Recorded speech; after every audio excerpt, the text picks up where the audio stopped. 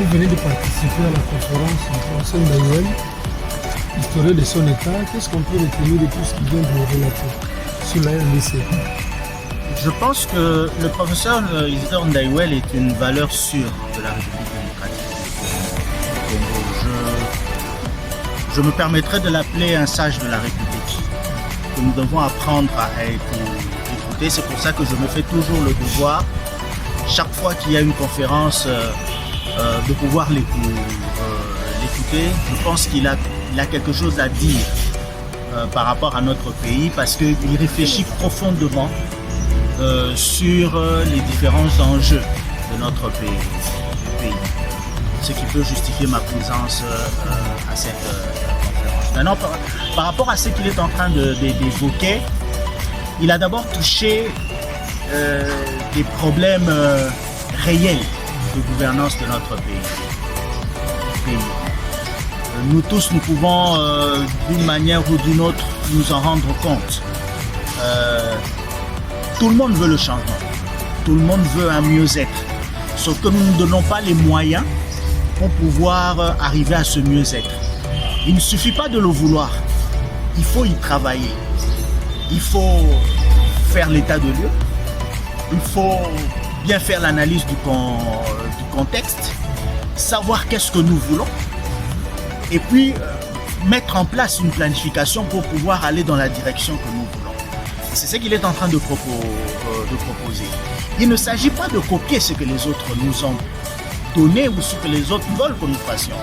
Il s'agit de savoir qu'est-ce que nous voulons comme pays. Et pour ça, il faut y réfléchir. On ne va pas commencer ex nihilo. On doit commencer par quelque part, notamment par rapport à la situation dans laquelle nous nous trouvons. Nous scrutons, nous percevons quels sont les problèmes que nous avons, quels sont les objectifs que nous voulons fixer. Et à ce moment-là, lui maintenant fait sa proposition. Il dit, mais moi j'ai constaté que depuis une vingtaine d'années, depuis une trentaine d'années, on a déjà réfléchi sur l'organisation de la République démocratique du Congo. Et je m'inspire de ce qui avait été fait, notamment à la conférence nationale souveraine, pour pouvoir réfléchir sur l'organisation de notre pays en tenant compte du contexte dans lequel nous sommes en 2023. Et je pense que sa proposition, elle est valable, elle tient, elle est cohérente. Il est question aujourd'hui maintenant de savoir comment on y parvient. Et il a raison, on politise tout dans notre pays. Mais lorsqu'il brosse un tableau plus ou moins sombre de la RDC, vous partagez le même point de vue que lui? Je n'ai pas eu cette perception que vous avez. Vous savez, quand vous êtes un homme de science, il ne s'agit pas de faire un jugement de valeur. Il s'agit de dire ce que je vois et comment je comprends les choses. Et la liberté d'expression qu'il a lui permet de dire ce qu'il ressent. Il est lui-même congolais. Il ne s'agit pas de faire une lecture du pouvoir en place. Non, il s'agit de faire une lecture de l'organisation de la République démocratique du Congo dans le temps et de voir qu'est-ce qu'il faut faire pour améliorer le sort de tout le monde.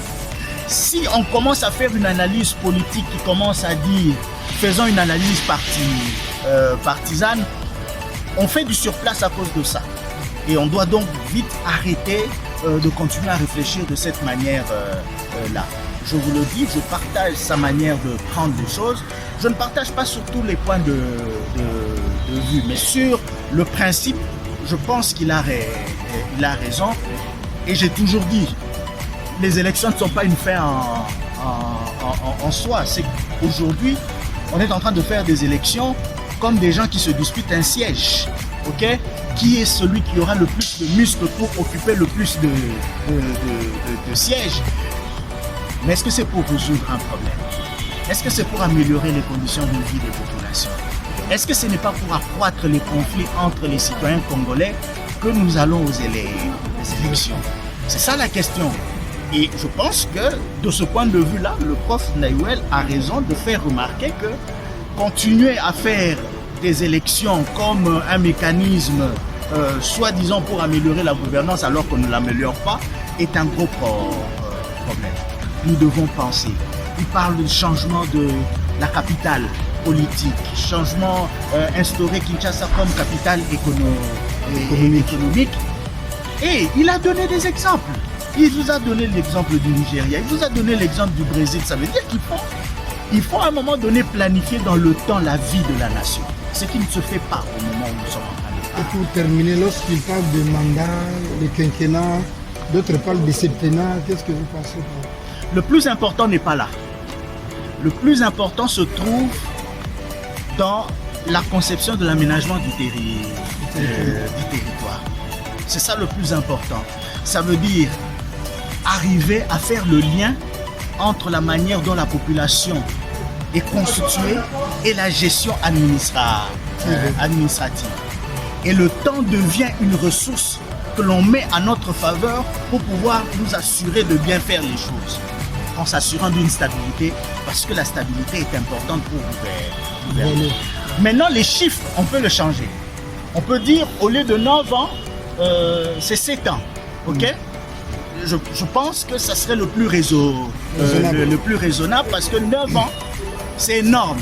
Sauf si il donne la possibilité d'évaluer et d'interrompre le mandat présidentiel au cas où il y avait des lacunes. Encore, il faut réfléchir sur le dispositif à mettre en place pour ça. Mais je pense que du point de vue du principe, c'est cohérent, comme je l'ai dit au début. C'est plutôt à nous de saisir ce qu'il est en train de le dire et ne pas attendre, parce que si nous attendons, il a dit que nous sommes en face des urgences. Nous sommes en face des urgences. Notre pays risque d'imploser si on continue à penser que nous sommes dans une situation normale et les conditions structurelles vont faire que nous allons imploser. Okay, voilà. Merci, M. Jean-Baptiste. C'est moi qui...